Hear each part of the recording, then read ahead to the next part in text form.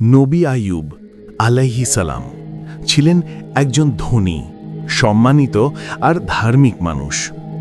আল্লাহ তাকে দিয়েছিলেন অগণিত সম্পদ, জমিন, পশু আর এক সুন্দর পরিবার। তবুও তিনি কখনো অহংকার করেননি।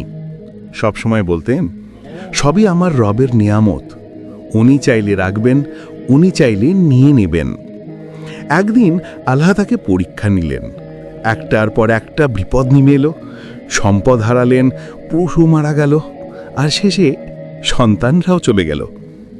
সবচেয়ে বড় পরীক্ষা এলো তার শরীরে ভয়ঙ্কর অসুখ, ঘা, ব্যথা, নিঃসঙ্গতা। তবুও তার মুখে একটি অভিযোগ ছিল না।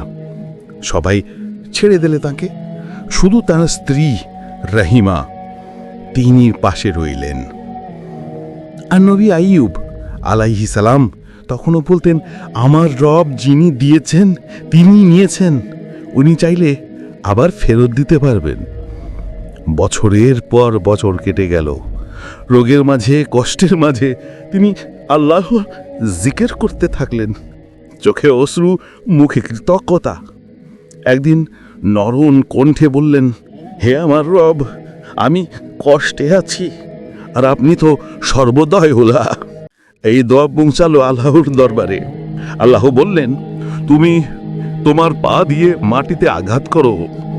তিনি আঘাত করলেন, আর সেখান থেকে বের হলো ঠান্ডা এক ঝর্ণা। তিনি সেই পানি পান করলেন, গোসল করলেন, আর সঙ্গে সঙ্গে তার শরীর সম্পূর্ণ সুস্থ হয়ে গেল। আল্লাহ তাকে ফিরিয়ে দিলেন তার সব সম্পদ, সন্তান আর সম্মান দ্বিগুণ করে। শিক্ষা: বিপদে অভিযোগ নয়, ধৈর্য আর দোয়াই মুমিনদের আসল শক্তি।